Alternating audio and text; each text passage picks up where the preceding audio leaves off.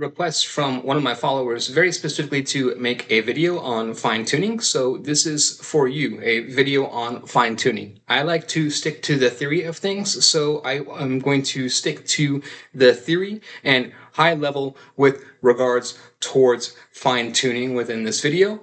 I've picked out 3 examples of fine tuning methods that I want to go over and demonstrate for you within this video. And off the top, all 3 of these methods all operate and fall under the same thing, which is PEFT, or parameter efficient fine tuning. And so the big question up front is what is the difference and why do we use methods that fall under parameter efficient fine tuning as opposed to fine tuning in general? And that's very simple and straightforward answer. So fine tuning in general would be the equivalent of, and is the equivalent of training every single parameter on the model. So it would be the same exact example of training a model and fine tuning the model. We would train it all, and all of that is very computationally expensive. The bottom line is that in order to train a model on that, it costs about 4 times as much GPU as it costs to host the model for inference purposes. Meaning that let's say that we need 80 gigs of GPU to host a 70 gig model, which is a 70B model, which is very common, right? So 80 gigs of GPU is a lot, but we would need 4 times that. So we would need 160, 320 of GPU, or 340, immediately, right? Like our 320, yeah. And so that's a lot.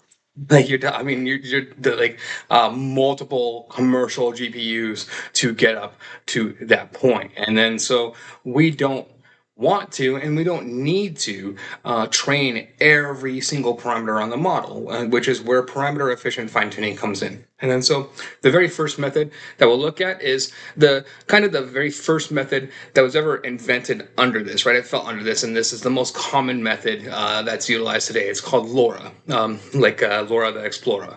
And then it's essentially what you can see here. So the very first thing that I do is I'm installing this PEFT library, right? So up front, a lot of this gets handled by libraries, and the PFT library handles a lot of it within Python. So we're in this instance, we just load our model, which is GPT-2, and then LoRA creates a small number of parameters for the model, basically. So let's say that GPT-2 is, I forget, like 150 million parameters. So for a LoRA model, we're just adding like 1 million parameters, right? And then we're adding the 1 million parameters. So if it's 150 million, it becomes 151 million.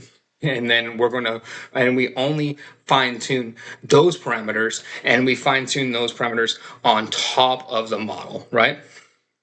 And then so when we go through and we execute this, I can run it through again. It took about 5 seconds before. Hopefully it takes 5 seconds again. Yeah, it does. 3 seconds this time. And so what we can see here is that this is kind of bad as far as the metrics that we would expect, right? And let me change this to 5. And then we would want much lower loss rate, and then this, yeah. So and then like right here, right, we don't want stuff like this where it's like this isn't learning. This model starts off very high on the loss rate, and it's not learning very well. And then so this is common with LoRA, right? It's not going to be the best, but it's going to be the most efficient. And then so very straightforward. Again, this method is just adding parameters, and then so we're adding our real dimensions, our LoRA, and then we're adding those parameters, and then we're training those parameters. And then very specifically, we train those parameters, and then just training those parameters, we get our loss rate here. And then in this instance, with our very small model and with our LoRA training, it's not very good. It's kind of the bottom line, right? And then here's an explanation here for you, and a breakdown as to exactly what is going on here with the LoRA, if you want to look at this and view this later. And then so The next method that we're going to utilize is called adapter fine-tuning, adapter tuning. So in the LoRa instance, we're adding parameters, right?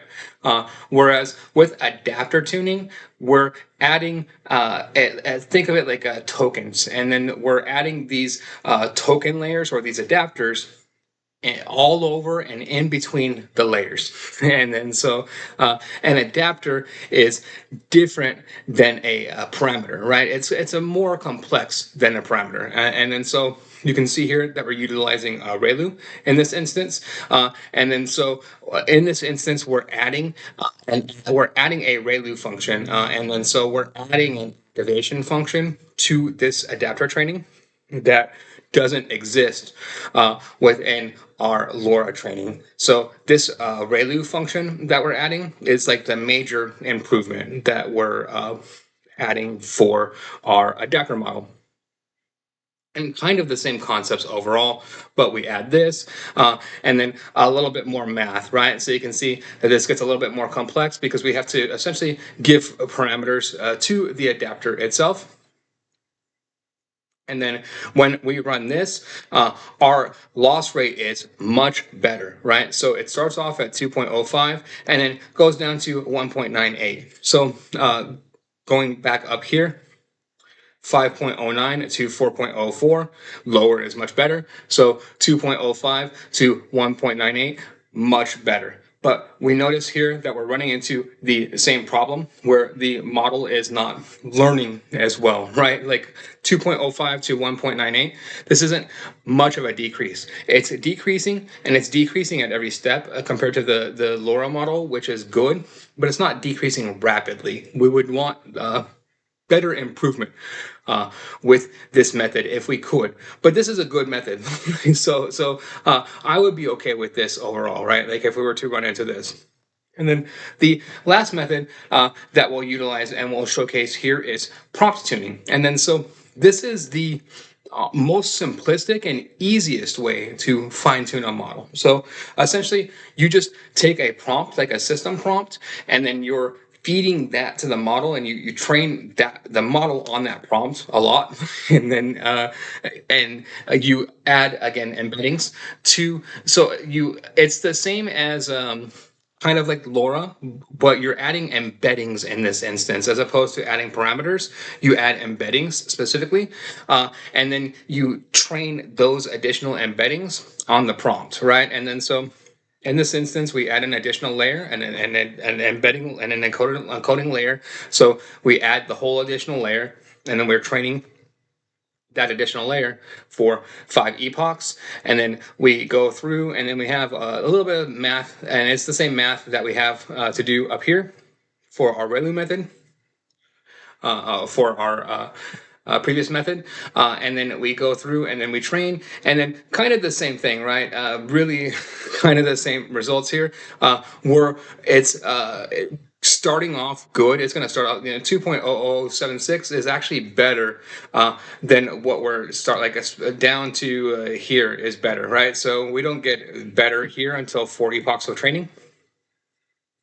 And then, but what we can see is that our loss rate is even worse, right? Like it's like barely learning in this instance, and then that's because we're not giving it a lot to learn on, right? Like this is like very quick and dirty method, really. And then, I mean, it's kind of honestly surprising a little bit that methods like this work, right? Like you can even break it down to this level as far as the fine tuning, and then so that's the key concepts to end this on, right? So all of these methods, they fine tune and they utilize different things. You can even fine tune the attention mechanism itself. You can fine tune the embeddings. You can fine tune the parameters.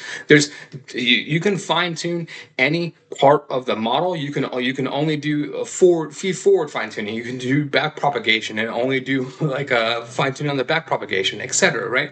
Add stop tokens. Lots of things that you can do within it, but they're all generally methods that fall under this PEFT method or this parameter efficient fine tuning method, where you're just adding something small, right? Adding small amount of parameters, a small embedding layer, generally speaking, you're adding parameters to the model. You're adding a small amount of parameters to the model, and then doing something with those parameters, and then training the model on those parameters. And then you can do this multiple times, right? So with the LoRA method, if you train the model once and you add parameters, let's say you add 1,000,000 parameters, there's nothing stopping you from adding another 1,000,000 parameters and then doing the same thing. And then so you have 1,000,000 parameters that was fine-tuned on one thing, and then 1,000,000 that was fine-tuned on another thing.